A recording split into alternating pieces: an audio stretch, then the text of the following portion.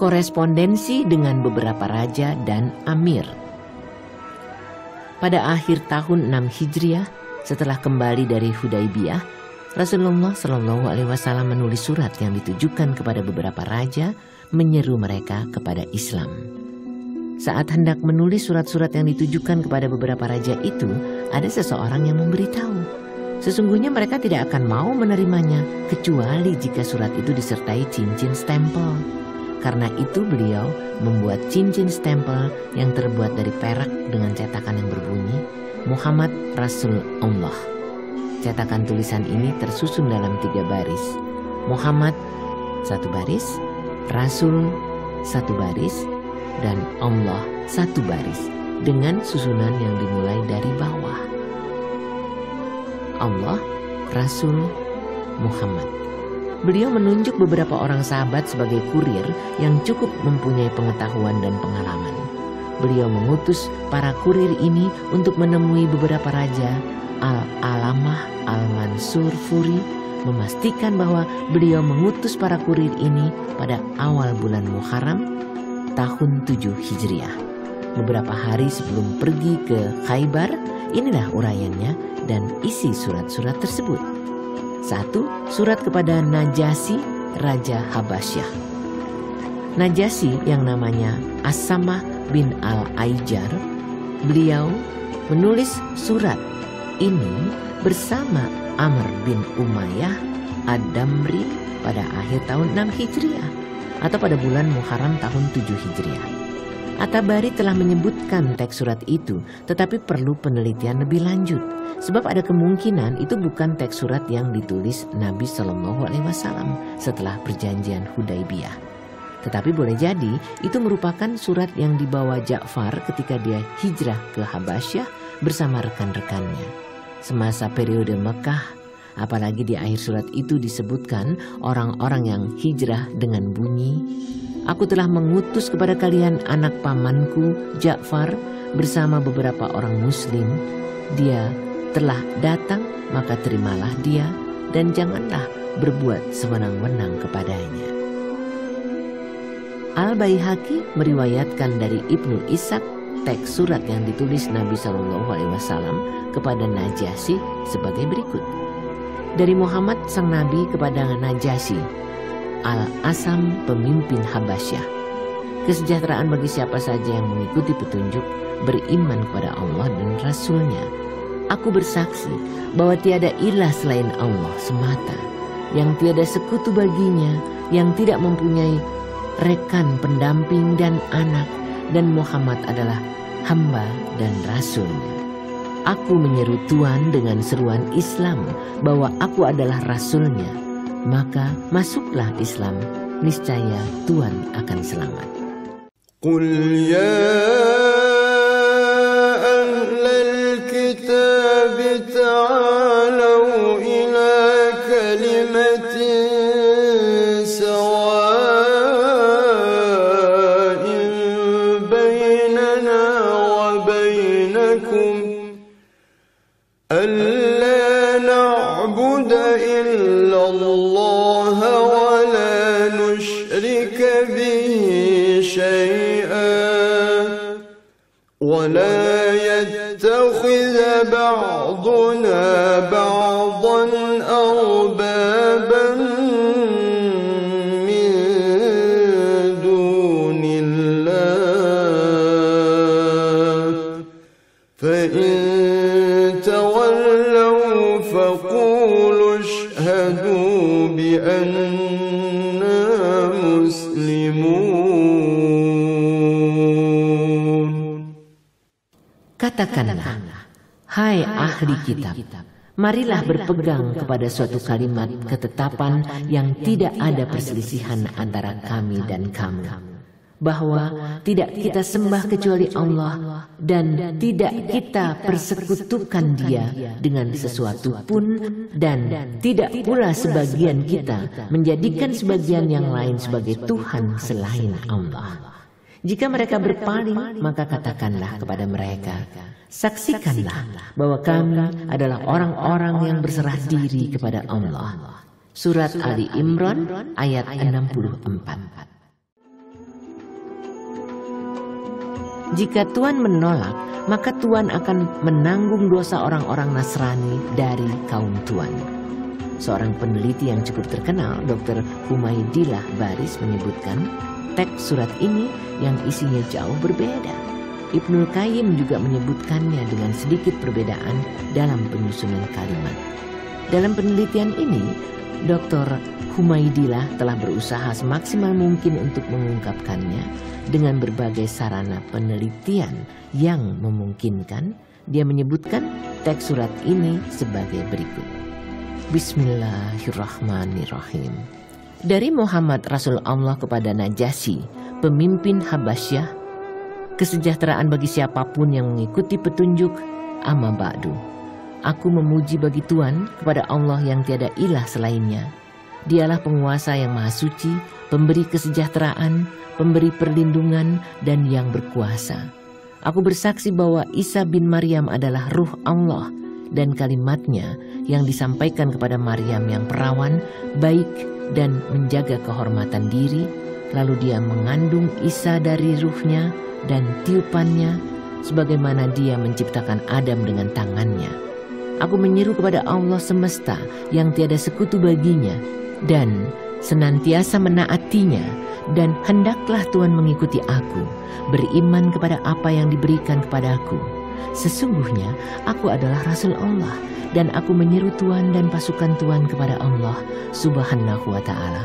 Aku sudah mengajak dan memberi nasihat, maka terimalah nasihatku, kesejahteraan bagi siapapun yang mengikuti petunjuk. Dr. Al-Muhtara menegaskan bahwa surat yang ditulis Nabi Shallallahu Alaihi Wasallam ini setelah perjanjian Hudaybiyah. Adapun tentang keabsahan teks surat tersebut memang perlu penelitian lebih lanjut dengan melihat beberapa dalil. Kalaupun dikatakan bahwa surat itu ditulis setelah Hudaybiyah, maka tidak ada dalil yang menguatkannya. Yang disebutkan Al-Baihaqi dari Ibnu Ishaq mirip dengan surat yang ditulis Nabi Shallallahu Alaihi Wasallam kepada beberapa raja dan amir Nasrani setelah Hudaybiyah, yang di dalamnya ada ayat Al-Quran tersebut. Kemiripan lainnya adalah dalam kandungannya. Di sini disebutkan nama Al-Asamah secara jelas. Sedangkan surat yang disebutkan Dr. Humaydillah, menurut hemat kami, adalah surat yang ditulis beliau kepada pengganti Asamah setelah dia meninggal dunia. Padahal nama Asamah disebutkan secara jelas. Menurut pendapat kami, tertib-tertib ini sama sekali tidak ditunjang dalil yang pasti, selain dari beberapa penguat internal yang bisa dipahami dari surat-surat tersebut.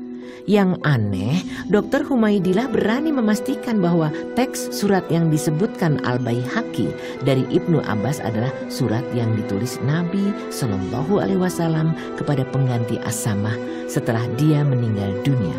Padahal nama Asamah disebutkan secara jelas. Wallahu alam.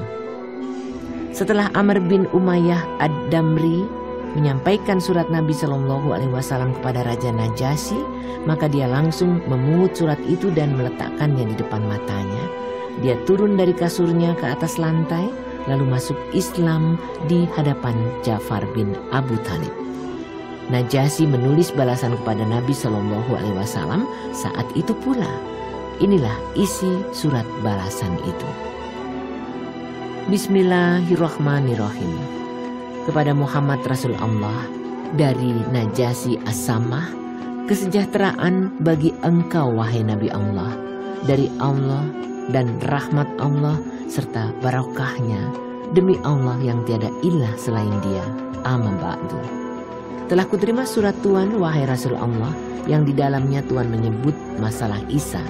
Demi Rabb langit dan bumi, sesungguhnya Isa memang tidak lebih dari apa yang telah Tuhan sebutkan itu. Dan dia memang seperti yang Tuhan katakan. Dan kami juga sudah tahu isi surat yang Tuhan kirimkan kepada kami. Kami telah menampung sepupumu dan rekan-rekannya, maka aku bersaksi bahwa Tuhan adalah Rasul Allah yang benar dan dibenarkan. Aku telah bersumpah setia kepada Tuhan, bersumpah setia kepada sepupu Tuhan, dan aku telah memasrahkan diri masuk Islam di hadapannya kepada Allah, penguasa alam semesta. Nabi Shallallahu Alaihi Wasallam meminta kepada Najasyi agar mengirim Ja'far dan rekan-rekannya yang hijrah ke Habasyah. Maka dia mengirim mereka dengan menumpang 2 perahu.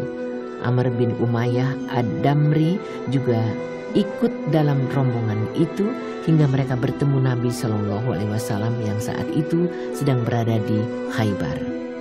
Raja Najasyi ini meninggal dunia pada bulan Rajab tahun 7 Hijriah setelah perang Tabuk. Beliau bersedih atas kematiannya dan mengucapkan bela sungkawa dan melaksanakan sholat gaib.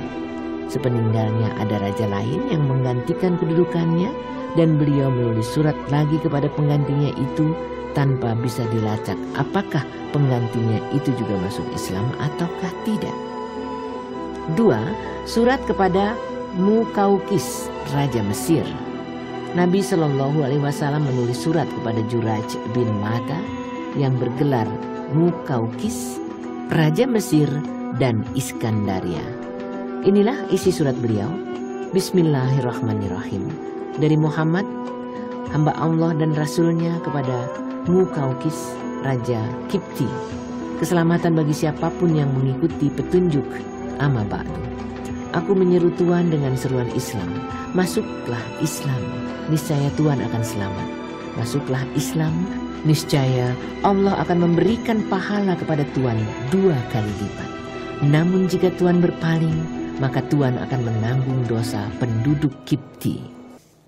Katakanlah, hai ahli kitab, marilah berpegang kepada suatu kalimat ketetapan yang tak ada perselisihan antara kami dan kamu, bahwa tidak kita sembah kecuali Allah dan tidak kita persekutukan Dia dengan sesuatu pun, dan tidak pula sebagian kita menjadikan sebagian yang lain sebagai Tuhan selain Allah. Jika mereka berpaling, maka katakanlah kepada mereka, saksikanlah bahwa kami adalah orang-orang yang berserah diri kepada Allah. Surat Ali Imran ayat 64. Surat ini dibawa Hatib bin Abu Balta'ah setelah menghadap Muqawqis. Hatib berkata kepadanya, sebelum Tuhan, ada seseorang yang mengaku bahwa dia adalah Tuhan yang paling tinggi. Lalu Allah menimpakan hukuman kepadanya di dunia dan akhirat. Allah menyiksanya, lalu menyiksanya lagi. Maka ambillah pelajaran darinya dan jangan sampai ada orang lain yang mengambil pelajaran dari Tuhan. Muqawqis berkata, sesungguhnya kami mempunyai agama yang tidak akan kami tinggalkan kecuali jika ada agama lain yang lebih baik lagi. Hatib berkata, kami mengajakmu kepada Islam yang Allah telah mencukupkannya dari agama yang lain. Sesungguhnya Nabi ini menyeru kepada semua manusia, yang paling ditekan Quraisy, yang paling dimusuhi Yahudi, dan yang paling dekat dengan orang-orang Nasrani. Demi Allah, kabar yang dibawa Musa tentang Isa sama dengan kabar yang dibawa Isa tentang seruan Tuhan yang memegang Taurat kepada Injil. Setiap nabi yang sudah mengenal suatu kaum, maka kaum itu adalah umatnya.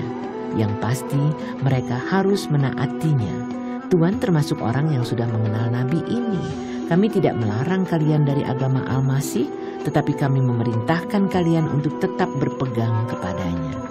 Muqawqis berkata, memang aku telah memperhatikan agama nabi ini, dan ku tahu bahwa dia tidak memerintahkan untuk menghindari agama Al-Masih, tidak pula seperti tukang sihir yang sesat atau dukun yang suka berdusta. Kulihat dia membawa tanda kenabian dengan mengeluarkan yang tersembunyi dan mengabarkan rahasia. Aku akan mempertimbangkannya. Lalu dia mengambil surat Nabi Shallallahu Alaihi Wasallam, memberinya stempel, lalu diserahkan kepada pembantunya. Kemudian dia memanggil seorang sekretaris dan mendiktekan surat balasan untuk beliau yang ditulis dalam bahasa Arab. Bismillahirrahmanirrahim. Kepada Muhammad bin Abdullah dari Muqawqis, pemimpin Kipti, kesejahteraan bagi Tuhan. Amma ba'du. Saya telah membaca surat Tuhan dan memahami isinya serta apa yang Tuhan serukan. Saya sudah tahu bahwa ada seorang nabi yang masih tersisa. Menurut perkiraan saya, dia akan muncul dari Syam. Saya hormati utusan Tuan dan kini kukirimkan 2 gadis yang mempunyai kedudukan terhormat di masyarakat Kipti dan beberapa lembar kain. Saya hadiahkan pula seekor bagal agar dapat Tuan pergunakan sebagai tunggangan. Salam sejahtera bagi Tuan. Hanya inilah surat tersebut dan ia tidak menyatakan masuk Islam. 2 gadis yang dimaksud adalah Maria dan Sirin. Sedangkan bagal itu yang bernama Duldul tetap hidup hingga zaman Muawiyah. Rasulullah SAW mengambil Maria sebagai istri beliau dan dari rahimnya lah lahir Ibrahim, putra beliau. Sedangkan Sirin diberikan kepada Hasan bin Sabir al-Ansari. 3. Surat kepada Kisra, Raja Persia.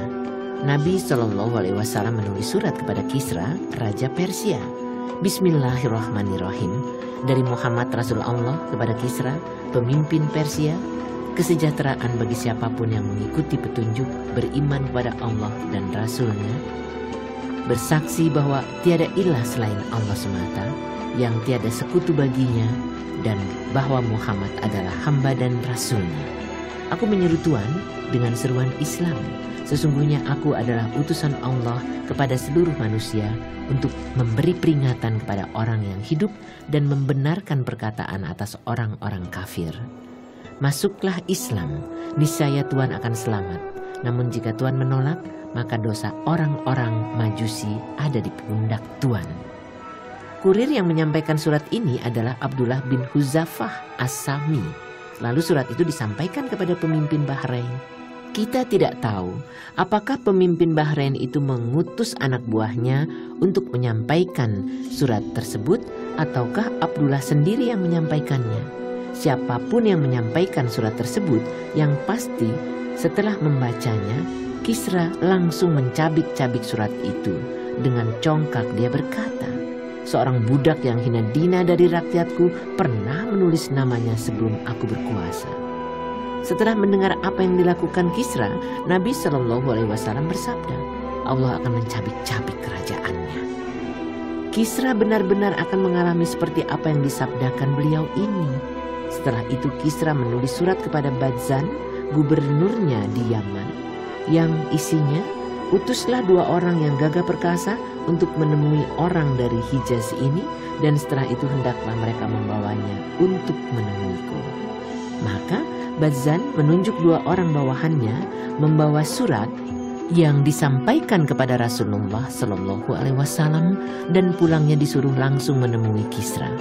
Setelah 2 utusan itu tiba di Madinah dan menghadap beliau, salah seorang di antara 2 orang itu berkata, sesungguhnya Sahinsyah atau Raja di Raja Kisra telah mengirim surat kepada Raja Badzan agar dia mengirim utusan untuk menemui Tuan, lalu membawa Tuan ke hadapannya. Kata-katanya bernada ancaman. Nabi SAW menyuruh agar keduanya menemui beliau lagi esok harinya. Pada saat yang sama, di Persia terjadi pemberontakan besar-besaran terhadap Kisra yang justru berasal dari keluarganya sendiri. Padahal sebelum itu mereka juga mengalami banyak kekalahan cukup telak dari pasukan Kaisar. Pemberontakan ini dimotori oleh putra Kisra sendiri, Shiruyah. Dia bangkit melawan ayahnya dan membunuhnya lalu merebut kerajaannya. Hal ini terjadi pada malam Selasa tanggal 10 Jumadil Ula 7 Hijriah. Rasulullah SAW mengetahuinya lewat pemberitaan wahyu. Maka pada esok harinya beliau memberitahukan pemberontakan yang terjadi terhadap Kisra kepada 2 utusan Badzan. Keduanya bertanya, apakah Tuan betul-betul yakin dengan apa yang Tuan katakan ini? Sebenarnya kami tidak seberapa membenci Tuan. Maka apakah kami harus mencatat apa yang Tuan katakan ini dan menyampaikannya kepada Raja Badzan? Beliau bersabda, benar, sampaikan hal ini kepadanya. Sampaikan pula pesanku kepadanya bahwa agama dan kekuasaanku akan merambah seperti yang dicapai Kisra, menguasai yang kaya dan yang miskin. Sampaikan pula kepadanya, apabila Tuan mau masuk Islam, kuberikan apa yang menjadi milik Tuan sebagai pemimpin bagi kaum Tuan. Maka kedua utusan itu segera kembali dan menemui Badzan serta menyampaikan pesan beliau. Tak seberapa kemudian datang pula surat tentang terbunuhnya Kisra di tangan putranya sendiri, Shiruyah.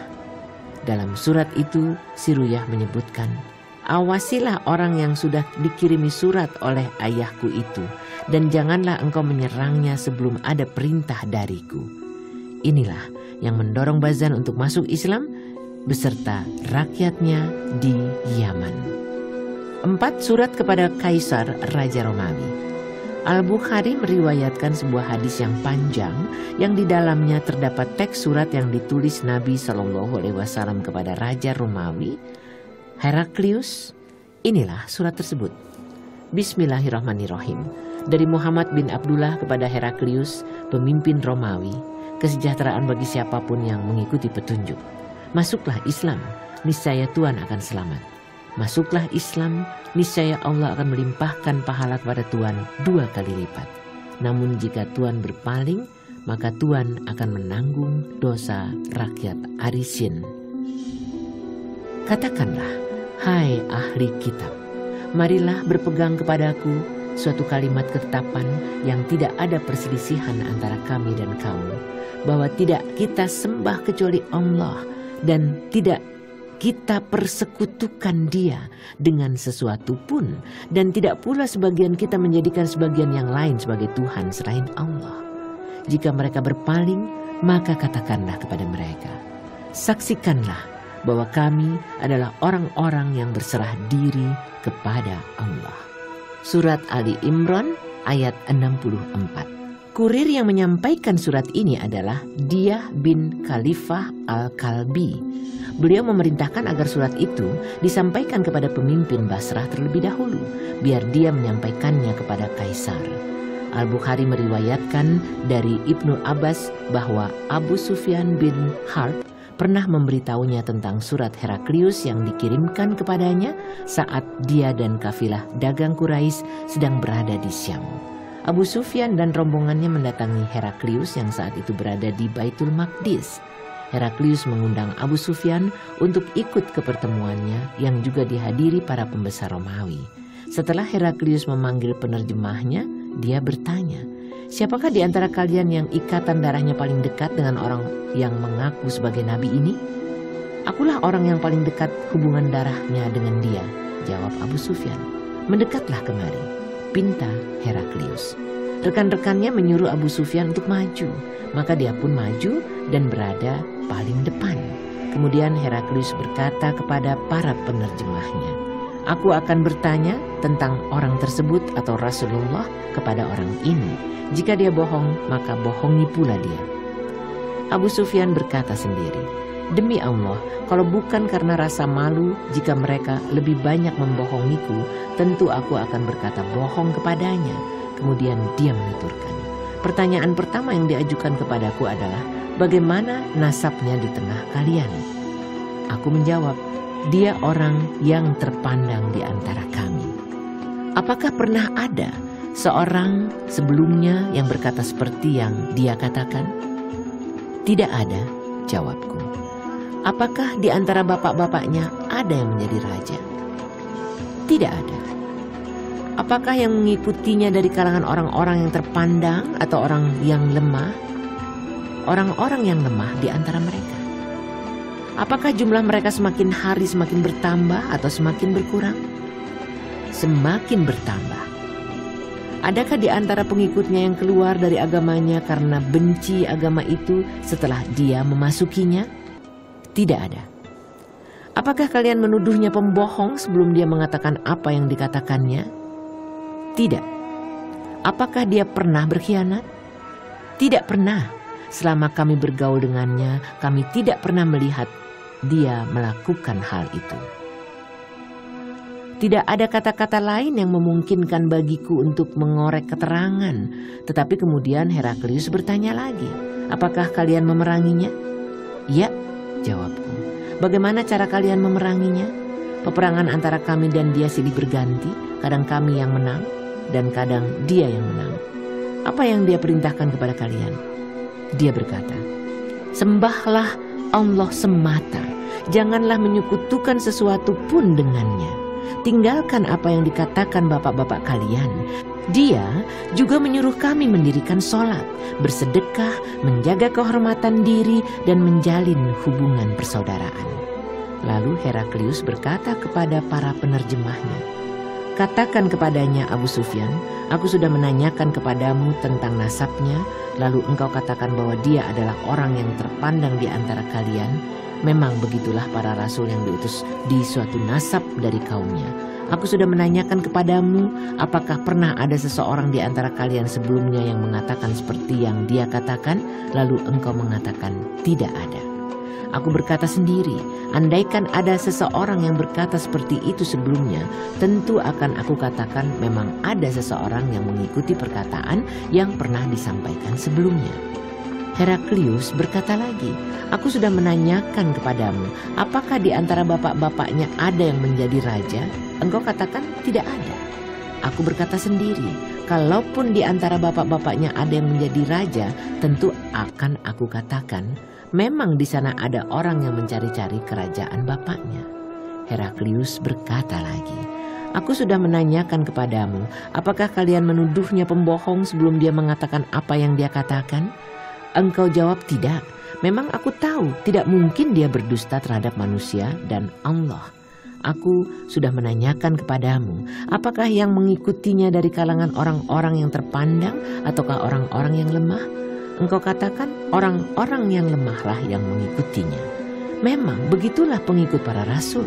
Aku sudah menanyakan kepadamu, adakah seseorang yang murtad dari agamanya karena benci terhadap agamanya setelah dia memasukinya? Engkau katakan tidak ada. Memang begitulah jika iman sudah meresap ke dalam hati. Aku sudah menanyakan kepadamu, apakah dia pernah berkhianat? Engkau katakan tidak pernah. Memang begitulah para rasul yang tidak pernah berkhianat. Aku sudah menanyakan kepadamu, apa yang dia perintahkan? Engkau katakan bahwa dia menyuruh kalian untuk menyembah kepada Allah, tidak menyekutukan sesuatu pun dengannya, melarang kalian menyembah berhala, menyuruh kalian mendirikan sholat, bersedekah, jujur, dan menjaga kehormatan diri. Jika yang engkau katakan itu benar, maka dia akan menguasai tempat kedua kakiku berpijak saat ini. Jauh-jauh sebelumnya aku sudah menyadari bahwa orang seperti dia akan muncul, dan aku tidak menduga dia berasal dari tengah kalian. Andaikan aku bisa bebas bertemu dengannya, maka aku akan lebih memilih bertemu dengannya. Andaikan aku berada di hadapannya, tentu akan kubasuh kedua telapak kakinya. Setelah itu Heraklius meminta surat Rasulullah Shallallahu Alaihi Wasallam dan membacanya. Setelah selesai, terdengar suara gaduh dan riuh di sana sini. Heraklius memerintahkan agar kami dibawa keluar dari tempat pertemuan itu. Aku berkata kepada para bawahannya yang membawa kami keluar. Kekuasaannya pada saat itu tidak beda jauh dengan kekuasaan Ibnu Abu Kabsyah yang ketakutan terhadap kekuasaan Raja Bani Al-Asfar. Sejak saat itu, aku selalu merasa yakin akan kemenangan Nabi Shallallahu Alaihi Wasallam hingga akhirnya Allah menunjukiku untuk masuk Islam. Begitulah pengaruh surat beliau terhadap diri Kaisar yang bisa ditangkap Abu Sufyan. Karena pengaruh itu pula akhirnya Abu Sufyan memberikan sejumlah harta benda dan pakaian terhadap dia bin Khalifah Al-Kalbi, pembawa surat beliau. Di tengah perjalanan dia berpapasan dengan segolongan orang dari Judzam yang kemudian merampoknya dan sama sekali tidak menyisakan harta yang dibawanya. Saat Rasulullah Shallallahu Alaihi Wasallam hendak masuk rumah, Dihyah tiba dan langsung mengabarkan kepada beliau apa yang menimpa dirinya. Beliau mengutus Zaid bin Harithah bersama 500 orang untuk pergi ke Judzam di belakang Wadil Qura. Zaid melancarkan serangan gencar ke Judzam dan bertempur hebat hingga akhirnya dia memperoleh kemenangan. Dia mendapatkan rampasan cukup banyak berupa 1000 ekor unta, 5000 ekor domba, 100 tawanan wanita dan anak-anak. Sebelumnya sudah ada perjanjian antara Judzam dengan Rasulullah SAW. Maka dari itu salah seorang pemimpin kabilah ini segera mendatangi beliau dan mengajukan beberapa alasan tentang peristiwa itu. Sebenarnya dia dan beberapa orang sudah berusaha membantu dia saat dirampok karena memang sebelum itu mereka sudah masuk Islam. Beliau menerima alasan itu dan mengembalikan seluruh harta rampasan dan tawanan. Mayoritas penulis kisah peperangan menyebutkan bahwa peristiwa ini terjadi sebelum perjanjian Hudaibiyah. Ini jelas salah, sebab pengiriman surat kepada Kaisar terjadi sesudah perjanjian Hudaibiyah. Maka Ibnul Qayyim berkata, tidak diragukan bahwa peristiwa ini terjadi sesudah perjanjian Hudaibiyah. 5. Surat kepada Al-Munzir bin Sawa. Nabi SAW menulis surat kepada Al-Munzir bin Sawa, pemimpin Bahrain, berisi seruan agar dia masuk Islam. Beliau mengutus Al-Ala bin Hadrami untuk mengantarkannya. Setelah menerima dan membaca surat beliau, Al-Munzir menulis balasannya sebagai berikut. Amma ba'du, wahai Rasulullah, saya sudah membaca surat Tuan yang tertuju kepada rakyat Bahrain. Di antara mereka ada yang menyukai Islam dan kagum kepadanya, lalu memeluknya. Dan di antara mereka ada pula yang tidak menyukainya. Sementara di negeriku ada orang-orang Majusi dan Yahudi, maka tulislah lagi surat kepadaku yang bisa menjelaskan urusan Tuan. Maka Rasulullah SAW menulis surat lagi. Bismillahirrahmanirrahim. Dari Muhammad Rasul Allah kepada Al-Munzir bin Sawa, kesejahteraan bagi dirimu. Aku memuji bagimu kepada Allah yang tiada ilah selainnya. Aku bersaksi bahwa Muhammad adalah hamba dan rasulnya. Amma ba'du. Aku mengingatkan terhadap Allah Subhanahu wa Ta'ala, barang siapa yang memberi nasihat kepada dirinya sendiri dan siapa yang mentaati utusan-utusanku dan mengikuti mereka, berarti dia telah menaatiku. Barang siapa memberi nasihat kepada mereka, berarti dia telah memberi nasihat karena aku. Sesungguhnya para utusanku telah menyampaikan pujian yang baik atas dirimu. Aku telah memberi syafaat kepadamu tentang kaummu. Biarkanlah orang-orang muslim karena mereka kelak masuk Islam. Kuampuni orang-orang yang telah berbuat dosa dan terimalah mereka. Selagi engkau tetap berbuat baik, maka kami tidak akan menurunkanmu dari kekuasaanmu. Siapa yang ingin melindungi orang-orang Majusi atau Yahudi, maka dia harus membayar jizyah. 6. Surat kepada Hauzan bin Ali al-Hanafi, pemimpin Yamamah. Nabi SAW menulis surat kepada Hauzah bin Ali, pemimpin Yamamah sebagai berikut. Bismillahirrahmanirrahim. Dari Muhammad Rasul Allah kepada Hauzah bin Ali, kesejahteraan bagi siapapun yang mengikuti petunjuk. Ketahuilah bahwa agamaku akan dipeluk orang yang kaya maupun orang yang miskin. Maka masuklah Islam, niscaya Tuhan akan selamat dan akan diserahkan apa yang ada di tangan Tuhan saat ini. Kurir yang menyampaikan surat ini adalah Salith bin al-Amiri. Saat Salith sudah tiba di hadapannya, Hauzah menyambut kedatangannya dengan ramah tamah dan menyuruhnya masuk ke rumah. Kemudian Hauzah membaca surat beliau dan sesekali memberi komentar. Dia menulis balasan kepada Nabi SAW sebagai berikut. Sungguh bagus dan baik apa yang Tuhan serukan. Sementara itu banyak orang-orang Arab yang takut terhadap kekuasaanku. Jika Tuhan mau memberikan sebagian urusan kepadaku, tentu aku mau mengikuti Tuhan. Hauzah memberikan hadiah yang melimpah dan memberinya kain tenun yang bagus. Semua hadiah ini diserahkan kepada Nabi SAW dan mengabarkan apa yang dialaminya.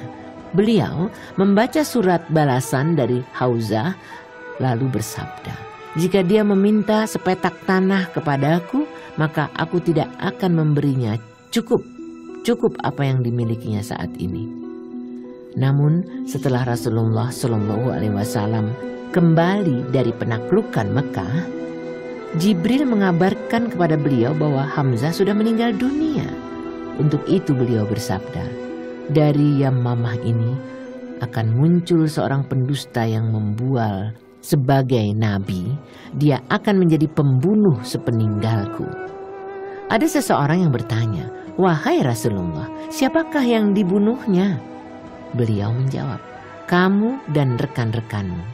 Dan memang begitulah yang terjadi. 7. Surat kepada Al-Haris bin Abu Syamr Al-Ghazani, pemimpin Damaskus. Inilah surat yang ditulis Nabi SAW kepadanya. Bismillahirrahmanirrahim. Dari Muhammad Rasul Allah kepada Al-Haris bin Abu Syam, kesejahteraan bagi siapapun yang mengikuti petunjuk, percaya dan membenarkannya. Aku menyeru Tuhan agar beriman kepada Allah semata yang tiada sekutu baginya, niscaya akan kekal kerajaan Tuhan. Beliau menunjuk Syuja bin Wab dan Bani Asad bin Kuzaimah untuk mengantarkan surat itu. Setelah membacanya, dia berkata, "Siapa yang mau merebut kerajaan ini dari tanganku, aku pasti akan menghadapinya." Dan dia tidak mau masuk Islam. 8. Surat kepada Raja Uman. Nabi SAW menulis surat kepada Raja Uman. Jaifar dan Abdul, keduanya adalah anak Al-Julunda. Inilah surat beliau. Bismillahirrahmanirrahim. Dari Muhammad bin Abdullah kepada Jaifar dan Abdul bin Al-Julunda, kesejahteraan bagi siapapun yang mengikuti petunjuk. Amma ba'du. Sesungguhnya aku menyeru Tuhan berdua dengan seruan Islam. Masuklah Islam, niscaya Tuhan berdua akan selamat. Sesungguhnya aku adalah utusan Allah kepada semua manusia untuk memberi peringatan kepada orang yang hidup dan membenarkan perkataan terhadap orang-orang kafir. Jika Tuhan berdua berkenan mengikrarkan Islam, maka aku akan mengukuhkan kerajaan Tuhan. Namun jika Tuhan enggan mengikrarkan Islam, maka kerajaan Tuhan pasti akan berakhir dan kudaku pasti akan menginjakkan kaki di halaman Tuhan dan nubuahku akan mengalahkan kerajaan Tuhan. Beliau menunjuk Amr bin Al-As untuk menyampaikan surat ini. Amr menuturkan, "Aku pun berangkat hingga tiba di Uman. Aku ingin menemui Abdul bin Al-Julunda terlebih dahulu karena dia lebih lemah lembut dan lebih kompromistis. Aku berkata di hadapannya, aku adalah utusan Rasulullah SAW untuk menghadap Tuhan dan saudara Tuhan. Temuilah saudaraku terlebih dahulu karena dia lebih tua dan lebih berkuasa daripada aku. Aku akan mencoba mengantarkan engkau hingga dia bisa membaca suratmu." Kemudian Abdul mengajukan beberapa pertanyaan. "Apa yang hendak engkau serukan?" Aku menjawab, "Aku menyeru kepada Allah semata yang tiada sekutu baginya. Hendaklah Tuhan melepaskan apapun yang disembah selainnya. Hendaklah Tuhan bersaksi bahwa Muhammad adalah hamba dan rasulnya. Wahai Amr, engkau adalah putra pemimpin kaummu.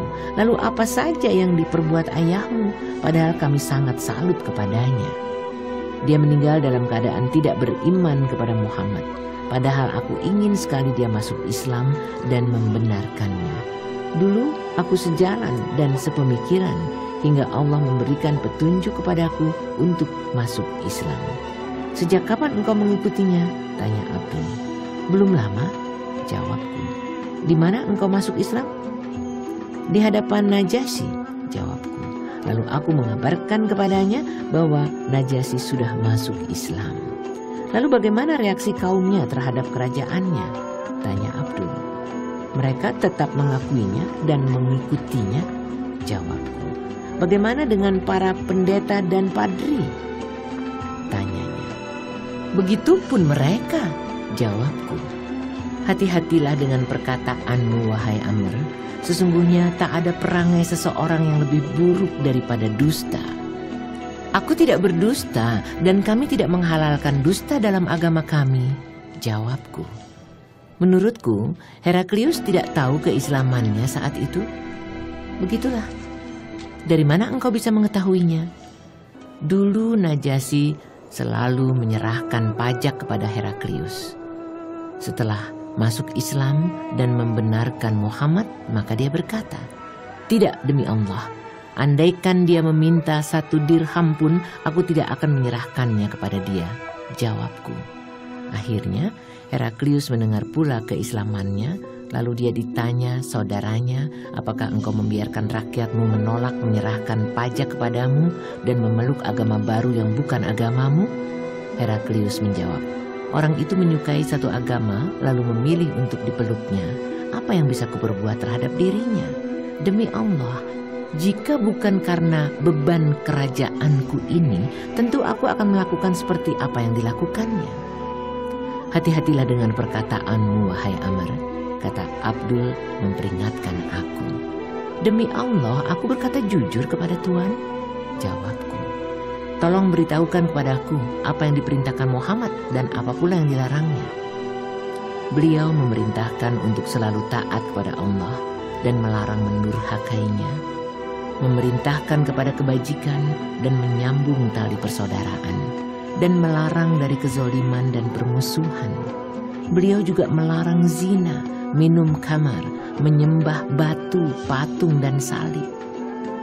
Alangkah bagusnya apa yang dia serukan itu. Andaikan saja saudaraku sependapat denganku tentang dirinya, hingga kami beriman kepada Muhammad dan membenarkannya. Tetapi bagi saudaraku lebih baik mempertahankan kerajaannya daripada meninggalkannya, dan hal ini menjadi beban dosa baginya. Sesungguhnya jika dia mau masuk Islam, maka Rasulullah Shallallahu Alaihi Wasallam tetap akan mengakui kekuasaannya terhadap kaumnya. Beliau akan mengambil sedekah dari penduduk yang kaya, lalu memberikannya kepada mereka yang miskin, kataku. Ini suatu akhlak yang bagus, tetapi apa yang dimaksudkan sedekah itu? Lalu aku memberitahukan kepadanya tentang apa-apa yang diberitahukan Rasulullah Shallallahu Alaihi Wasallam mengenai zakat mal, termasuk pula zakat untuk unta. "Wahai Amr, apakah sedekah ini diambilkan dari hewan-hewan ternak kami yang digembalakan?" tanya Abdul. "Benar," jawabku. "Demi Allah, sekalipun kaumku tetap berada di rumahnya dan sekalipun hewan ternak banyak, aku tidak melihat mereka mau menaatinya." Beberapa hari aku menunggu di depan rumah Abdul yang saat itu masih berusaha menghubungi saudaranya dan mengabarkan apa yang aku katakan. Suatu kali Jaifar memanggilku. Saat aku menghadapnya, para pengawalnya mencekal lengan tanganku. "Lepaskan dia," katanya. Maka aku pun dilepaskan. Aku bermaksud hendak duduk. Aku memandangi Jaifar, lalu dia berkata, "Katakan apa keperluanmu." Aku menyerahkan surat Rasulullah Shallallahu Alaihi Wasallam yang masih terbungkus dengan cincin stempelnya. Setelah menerima surat beliau, Jaifar merobek tutupnya dan membacanya hingga selesai, lalu menyerahkannya kepada saudaranya Abdul yang juga membacanya hingga selesai. "Maukah engkau memberitahukan kepadaku apa yang dilakukan Quraisy?" tanya Jaifar kepadaku. Aku menjawab, "Mereka sudah banyak yang mengikuti beliau, entah karena memang menyenangi agamanya, entah karena kalah dalam peperangan." "Siapa saja yang bersamanya, Rasulullah?" tanya Jaifar. "Sudah cukup banyak orang yang menyenangi Islam dan memeluknya. Dengan akalnya dan berkat petunjuk Allah, mereka sudah sadar bahwa mereka sebelumnya berada dalam kesesatan. Dalam kepasrahan ini aku tidak melihat seorang pun yang masih tersisa selain dari Tuhan. Jika saat ini Tuhan tidak mau masuk Islam dan mengikuti beliau, maka sepasukan berkuda akan datang ke sini dan merebut harta benda Tuhan. Maka masuklah Islam. Niscaya Tuhan akan selamat dan beliau tetap akan mengangkat Tuhan sebagai pemimpin kaum Tuhan. Jangan sampai ada pasukan yang menyerang Tuhan. Akan kupertimbangkan hari ini juga. Dan besok silahkan datang lagi ke sini," kata Jaifar. Aku kembali menemui Abdul. Dia berkata, "Wahai Amr, aku benar-benar berharap dia masuk Islam, asalkan dia tidak merasa sayang terhadap kerajaannya." Besoknya aku hendak menemui Jaifar, namun dia tidak mengizinkanku. Aku pun kembali menemui Abdul dan kuberitahukan kepadanya bahwa aku belum berhasil menemui saudaranya. Setelah aku berhasil menemui Jaifar berkat bantuan Abdul, Jaifar berkata, "Aku sedang memikirkan apa yang engkau serukan kepada aku. Aku akan menjadi orang Arab yang paling lemah jika aku menyerahkan kerajaanku ini kepada seseorang. Dengan begitu pasukan Muhammad tidak akan menyerang ke sini. Jika pasukannya menyerang ke sini, tentu akan menjadi peperangan yang dahsyat." Karena belum juga memberi keputusan, maka aku berkata, "Besok aku akan pulang." Setelah Jaifar yakin bahwa besok aku akan pulang, dia berkata kepada saudaranya, "Tidak ada pilihan lain bagi kita kecuali menerima tawarannya. Sebab siapapun yang dikirimi surat oleh Muhammad tentu memenuhi seruannya. Kalau begitu, besok suruh dia menghadap lagi ke sini." Akhirnya, Jaifar dan Abdul bin Al-Julunda masuk Islam dan beriman kepada Nabi Shallallahu Alaihi Wasallam. Bahkan keduanya siap menyerahkan sedekah dan kerajaan tetap berada di tangan mereka berdua. Mereka sangat membantuku dalam menghadapi orang-orang yang hendak menentang. Alur kisah ini menunjukkan bahwa pengiriman surat ini kepada Jaifar dilakukan pada waktu-waktu belakangan daripada surat-surat lain yang dikirimkan kepada para raja. Menurut pendapat mayoritas, surat ini dikirimkan setelah perjanjian Hudaibiyah. Dengan surat-surat itu, Nabi Shallallahu Alaihi Wasallam telah menyampaikan dakwah kepada sekian banyak raja di muka bumi. Di antara mereka ada yang beriman dan sebagian yang lain ada yang ingkar. Tetapi setidak-tidaknya surat tersebut telah berhasil memasgulkan pikiran orang-orang kafir dan membuat mereka mengenal nama beliau dan Islam.